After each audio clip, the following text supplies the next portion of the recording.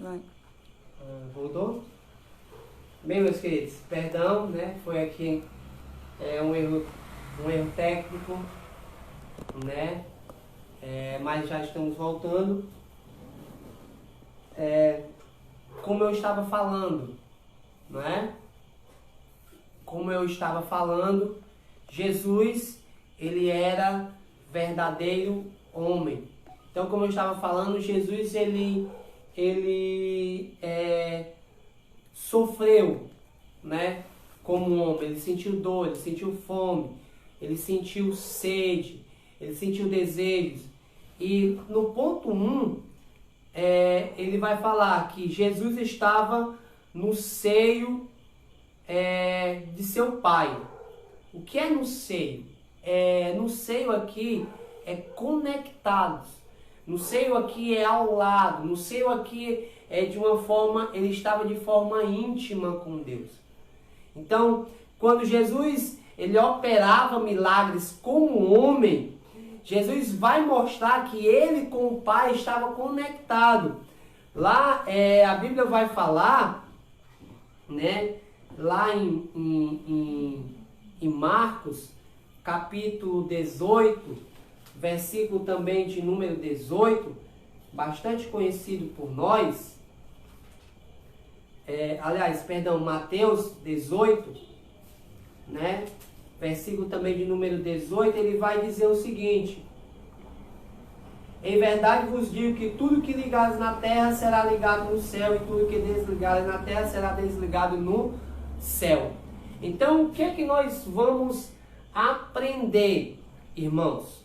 Nós vamos aprender que Jesus ele estava conectado com o Pai, ele sendo o verdadeiro homem.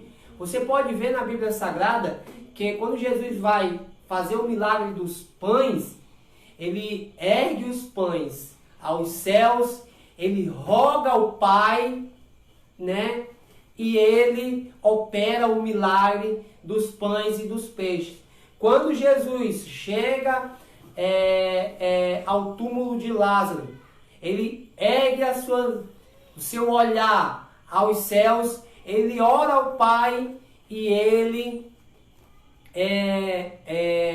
opera o milagre. Então, Jesus como homem, ele estava conectado. Ele estava operando. Quando ele estava operando, ele estava ligado com o Pai. Não é diferente, irmãos, dos seres. Tem muita gente que diz assim: ah, não, porque Jesus era o Filho de Deus, era um homem santo aí. Ah, os apóstolos, né? Porque eram os apóstolos, porque estavam ao lado de Deus. Ai, porque é isso, coloca uma santidade enorme naqueles homens da Bíblia e tira a sua santidade, sendo que a palavra de Deus vai dizer que o homem, ou seja, em nosso tempo, poderia ser feito coisas maiores, né? Só que muitas vezes nós não acreditamos nisso. Então, poderia o homem pode fazer coisas maiores do que os discípulos que viram o Senhor, né? Então, a gente vai ver Paulo, a obra de Paulo ela foi muito grande, né? E Paulo não esteve ao lado do Senhor. E nós não vemos, mas quando nós estudamos um pouco do que acontece em países que são perseguidos, né, pelo Evangelho, grandes obras o povo ali faz. Então, nós temos que aprender que Jesus, como homem, ele estava no seio do Pai, ou seja, ele estava ligado ao Pai. Então ponto 2, profetizado no Antigo Testamento.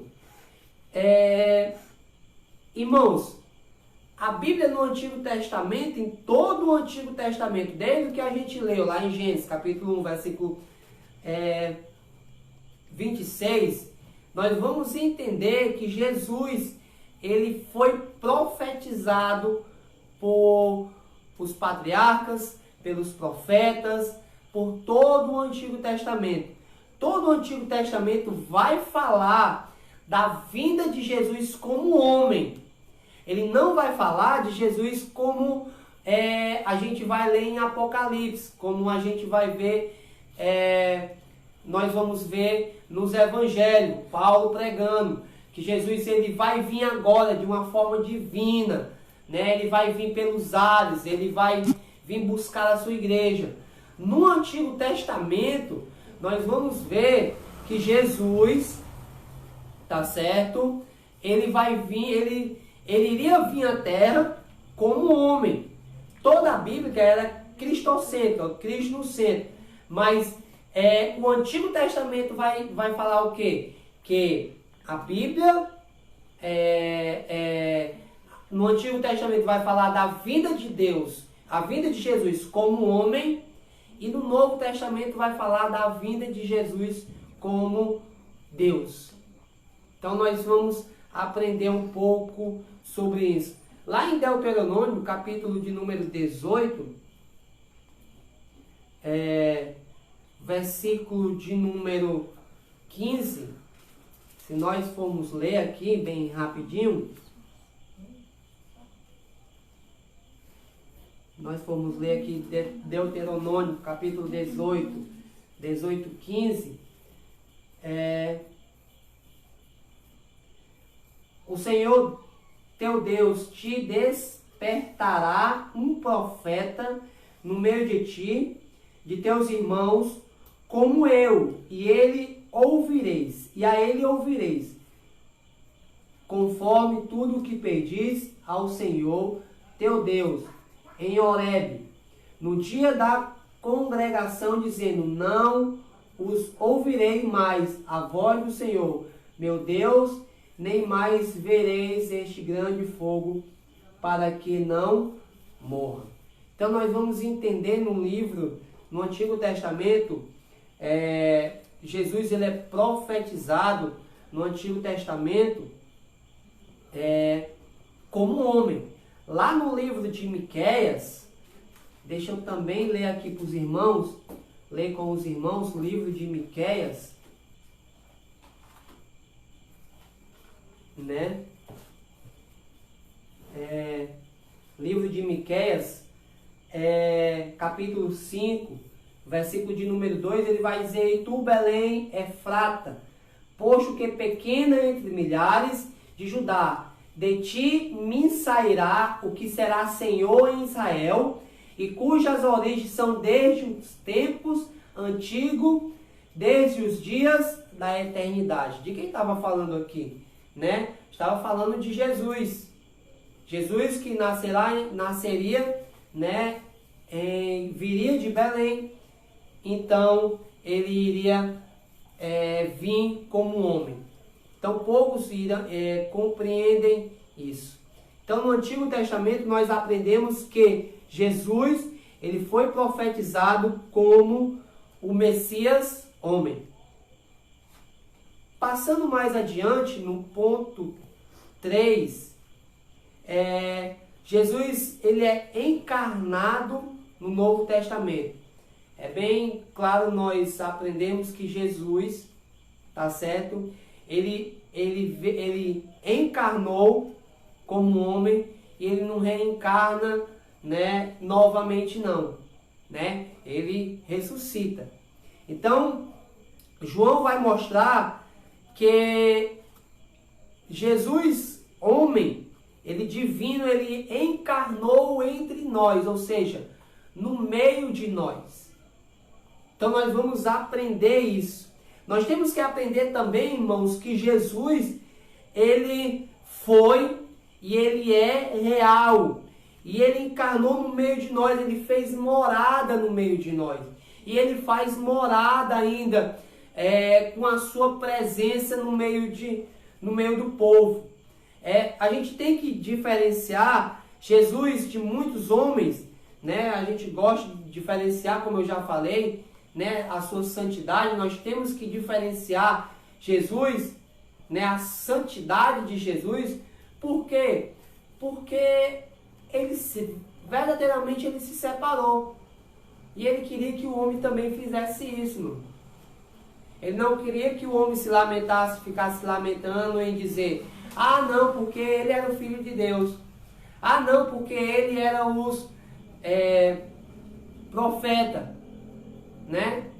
Jesus, ele veio como homem, como eu disse aqui no início, ele veio para mostrar que ele como homem poderia vencer todas as aflições do mundo, e ele queria mostrar para a humanidade que a humanidade também poderia vencer. Talvez é isso que nós estamos precisando, irmãos, aprender nos dias de hoje. Não é essa dificuldade que vai tirarmos da presença de Deus. Nós estamos vendo relatos de pessoas querendo se suicidar, querendo fazer isso, se desesperando por causa dos empregos, não é?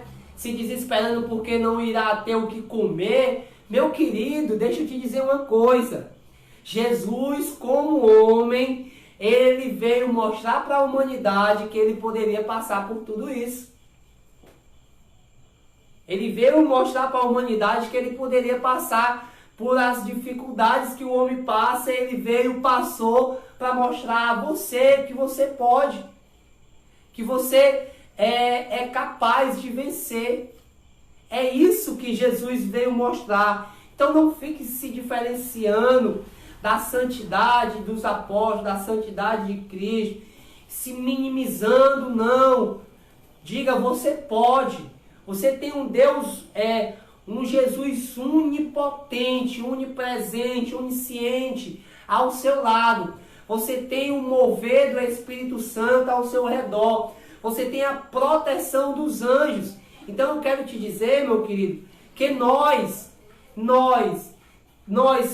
que aceitamos a Cristo, que buscamos Cristo como o Senhor e Salvador, nós temos esse privilégio de não se desesperarmos com as dificuldades.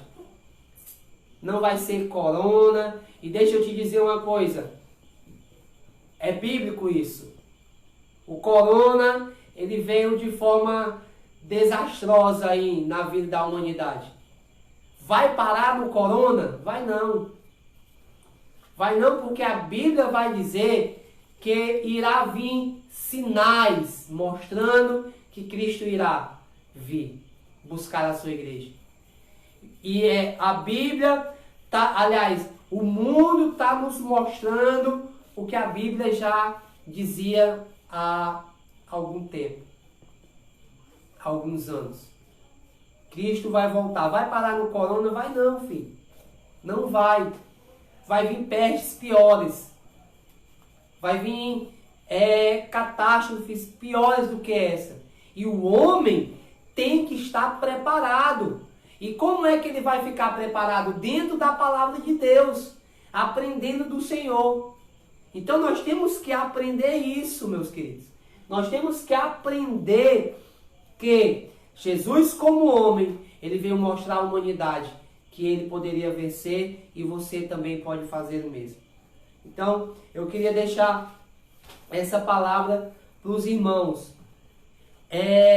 Ponto 3, ele vai falar: Jesus nasceu na plenitude dos tempos. Olha, o que é que quer dizer isso, meus queridos? Jesus, ele nasceu no momento e na hora exata. Não é certa não, não é só certa não. É exata. No tempo oportuno, no momento certo, na hora certa, na ocasião certa. Jesus, ele veio e ele nasceu no momento certo. A palavra lhe alcançou, meu querido, no momento certo. A palavra lhe alcançou na hora certa. Então não perca esse momento. Então não perca esse momento com Deus. Então está acontecendo tudo isso no momento certo. Está na hora da igreja se despertar e entender que esse é o momento de Cristo vir. Este é o momento da palavra de Deus se cumprir, né? Então, quando Jesus nasceu, ele nasceu no momento certo. Jesus nasceu na plenitude dos tempos. Voltando à época que Jesus nasceu, olha o momento que Jesus nasceu. Tá certo? Israel era a maior potência religiosa, que tendo como exemplo os rabinos, que eram os maiores, vamos dizer assim, estudiosos da vida divina. Israel tinha sinagogas, assim, quase, aliás, podemos dizer que em toda a nação, Israel era a maior potência religiosa da época, ou seja, Cristo, ou Deus, ele já tinha sido profetizado e já tinha sido dito em toda a nação. Toda a nação conhecia a Deus por meio de Israel, por meio dos feitos que ele fez em Israel. Então Israel se tornou a maior potência religiosa da época. E as suas sinagogas estavam em todos os lugares. Ponto 2, que o autor vai colocar aqui, se você ler a revista você vai entender, certo? Ponto 2 que o autor colocou aqui, a Grécia. A Grécia era a maior potência filosófica, né, da época. Eles operavam a ciência, a cultura, né, onde até hoje, se nós formos estudar filosofia e algumas outras matérias, nós vamos estudar sobre Sócrates, sobre Platão, sobre Aristóteles. Nós vamos estudar esses homens porque esses homens eram super filosóficos, super inteligentes. E a Grécia era o centro do pensamento da humanidade. O pensamento da humanidade se englobava ali na Grécia, por intermédio desses homens aqui que eu acabei de citar e mais alguns outros homens. E Roma era a maior potência política da época, né? Roma tinha grandes estruturas, Roma estava ali,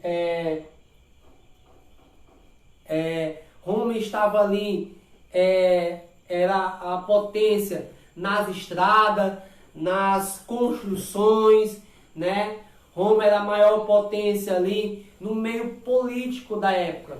Então, quando Cristo veio ao mundo, ele veio mediante a potência dessas três nações: Israel, Grécia e Roma. Então ele nasceu no momento certo. O que é que eu quero passar para os irmãos? Que a palavra lhe alcançou, meu querido, no momento exato. No momento em que você precisava. No momento em que você estava necessitando, na hora certa. Amém? Para nós terminarmos o ponto 3, né? Jesus, o homem perfeito, né? Primeiro, o autor colocou aqui a humanidade de Jesus. Jesus, né, é único homem. Nasceu de forma natural, né, como a gente já aprendemos aqui. Deixa eu refutar novamente que Jesus, ele é real, ele foi real, ele é real em nossas vidas. Então, a sua divindade como homem, né, pode suprir algumas carências. Jesus, em sua humanidade, ele perdeu alguns dos seus atributos, como os atributos da onipresença, né? Ele perdeu, ou seja, a onipresença, ele está em todos os lugares ao mesmo tempo. Ele recuou, ele perdeu alguns privilégios, mas ele não deixou de ser divino, né? Não deixou de ser Deus. E também não deixou de ser homem. E como eu disse aqui para os irmãos, né? Ele sofreu todas as nossas dores. Então o Senhor Jesus, ele era um homem de dores e experimentou os sofrimentos humanos, nosso perfeito e sumo sacerdote, né? Isaías 53, versículo 3, vai falar sobre isso. Ponto 2. Jesus, o último Adão. Eu não estou dando tempo aqui, né, para os irmãos, né, perguntarem, porque eu acho que já são quase 9 horas, né? O grupo tá mandando, mas eu não tô aqui com o meu celular, né? Tá gravando. Então, Jesus, o último Adão. O primeiro Adão fracassou, como nós sabemos. E o último Adão, Jesus, ele triunfou. O que é que nós aprendemos com isso, meu irmão? Certo? Nós aprendemos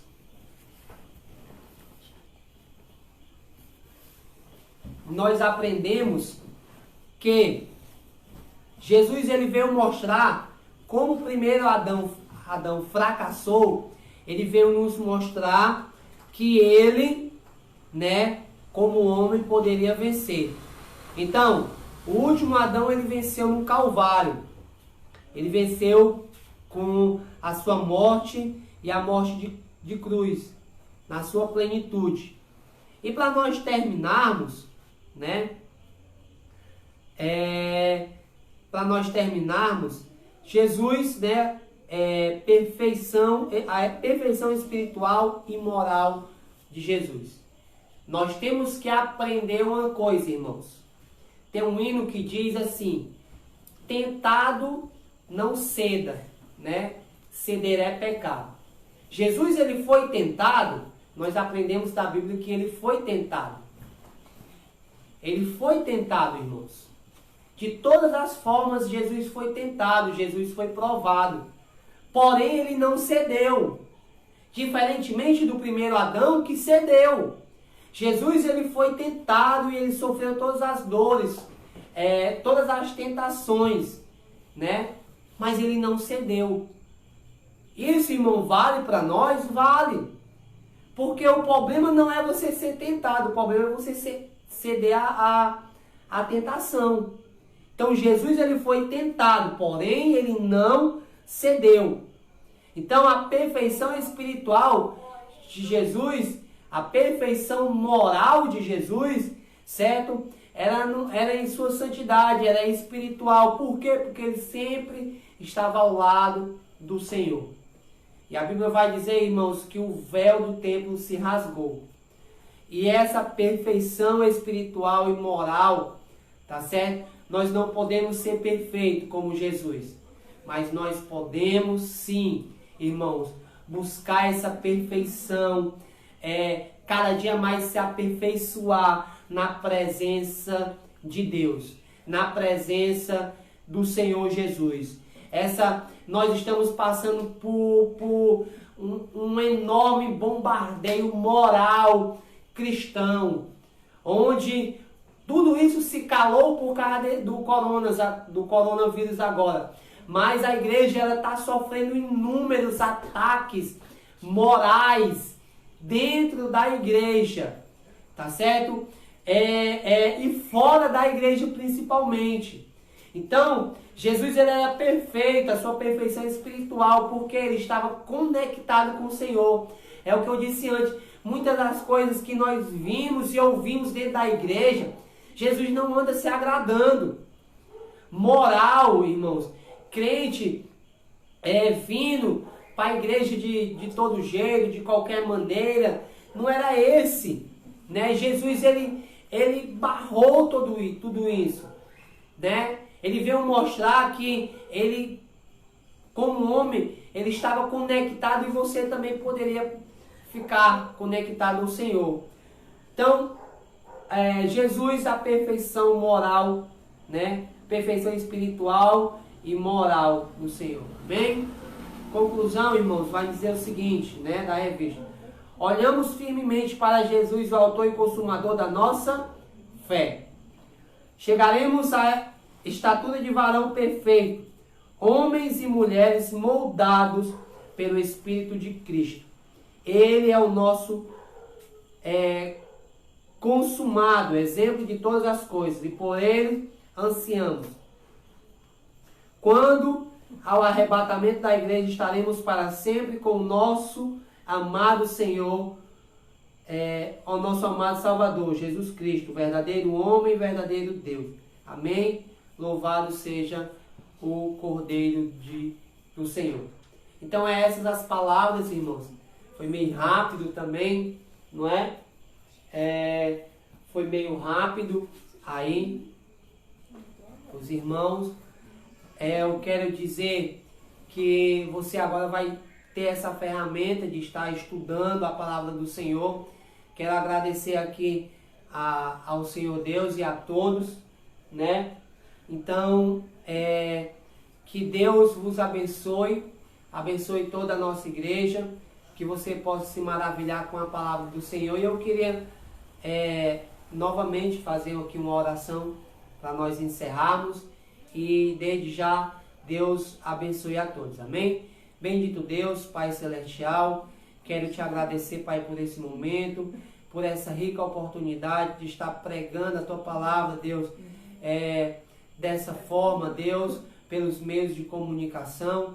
Deus, em nome de Jesus, Senhor, abençoa, Deus, a Tua igreja.